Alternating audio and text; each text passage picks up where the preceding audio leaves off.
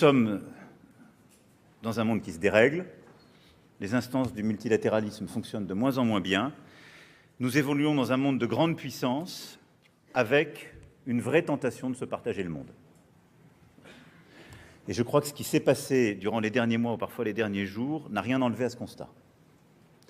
Et donc c'est le grand risque de l'ordre international dans lequel nous vivons. Les États-Unis sont une puissance établie, mais qui se détourne progressivement de certains de ses alliés. Quatrième grand partenariat qui est le nôtre et qu'il faut consolider, c'est celui avec l'Afrique. Je viens d'avoir une réunion de travail, et donc je ne serai pas long. On a complètement changé le logiciel depuis le discours de Ouagadougou. C'est un partenariat d'égal à égal. On a revu, et on a eu raison de le faire, nos bases militaires. Ça a été vu comme un abandon. Détrompez-vous. On a fait avec constance les choses. On a rééquilibré le partenariat. On a enlevé la composante militaire qui n'était plus comprise par les pays et les jeunesses. On a rebâti un partenariat militaire qui est pertinent et qui a montré sa force et sa pertinence au Bénin et qu'on est en train de construire avec plusieurs autres pays. Nous l'avons fait sur des nouvelles thématiques, l'entrepreneuriat, la jeunesse, les industries culturelles et créatives, le sport. On a un agenda mémoriel et culturel totalement inédit qui a permis de rééquilibrer totalement les choses. Et on veut mobiliser nos diasporas encore davantage. Le partenariat africain est clé. Il faut, en 2026, qu'on aille au bout de ce travail, avec une politique beaucoup plus ambitieuse sur nos diasporas, ça fait partie des objectifs que j'ai donnés, avec le sommet de Nairobi, qui se tiendra au mois de mai prochain, et qui est un rendez-vous très important, qui permettra d'incarner cette véritable révolution de l'approche, de mettre au cœur nos partenariats, justement, dans l'économie, l'entrepreneuriat, les ICC, de mettre au cœur les acteurs africains, et qui se tiendra pour la première fois. Non seulement à Nairobi, mais j'y ai invité le Premier ministre Modi à mes côtés et le chancelier Merz. Ce qui montre aussi le changement de l'approche et de logiciel. Et donc sur l'Afrique, allons au bout de la logique, montrons l'efficacité, consolidons nos partenariats. Et je ne suis pas évidemment exhaustif, j'ai cité le Maroc, j'aurais pu évoquer la force de la relation aujourd'hui avec le Nigeria ou l'Afrique du Sud, et celle avec le Kenya, telle qu'elle est incarnée. Et nous continuerons de suivre évidemment les grandes crises du Soudan et de la Corne de l'Afrique au Grand Lac. Mais cette stratégie et ce partenariat africain, c'est une des priorités de 2026 parce que nous avons à y tirer nos intérêts, notre influence, notre crédibilité, grâce là aussi aux choix diplomatiques que nous avons faits et à cet investissement des dernières années. Je vous demande de le relayer dans toutes les ambassades en Afrique et ailleurs. Et là où nous avons besoin d'améliorer les choses, c'est dans l'implication du monde économique en Afrique. Nous faisons méthodiquement, pour ce qui est de l'économie, l'exact contraire de ce que je viens de dire. C'est-à-dire, à mesure que nous avons complètement réinventé la relation diplomatique pour la rendre plus intelligible, trop de nos groupes se sont désinvestis du continent africain. Donc je demande à ce qu'on apporte des réponses sur les sujets financiers. Il y a 15 ans, nous étions une puissance bancaire et financière en Afrique, tout le monde a vendu. La faute à qui, à quoi? Les régulations, nous dit-on, très bien, c'est qu'elles sont idiotes. Parce que la vérité, c'est que c'est repris par d'autres. Et il y a une pusillanimité de beaucoup qui n'est plus compréhensible. Et donc j'ai demandé là-dessus au ministre de vraiment revoir les choses en profondeur. Et au fond, amenons des groupes français de plus en plus nombreux en Afrique, mais amenons ceux qui ont faim.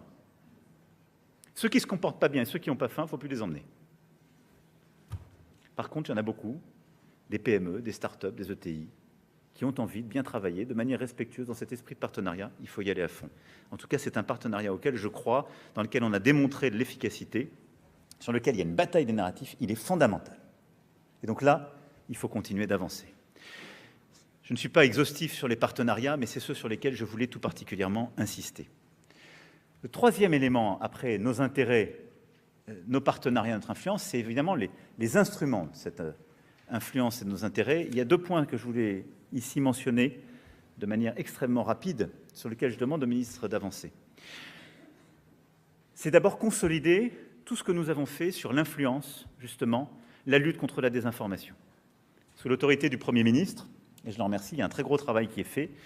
Il est d'ailleurs diplomatique, il peut être militaire, il est très interministériel. On ne doit pas perdre cette bataille des narratifs. Les intérêts de la France, son influence se défendent aussi dans les récits qui sont faits, dans la lutte contre la désinformation partout et dans la défense de ce que nous faisons. Et au fond, on s'interdit de défendre ce qu'on fait. L'honnêteté m'oblige à constater que beaucoup d'acteurs Français se sentent interdits parce qu'ils sont Français de défendre la France, ses intérêts ou la bonne action des Français. Ça me surprend toujours, mais enfin, voilà, je constate que c'est comme ça.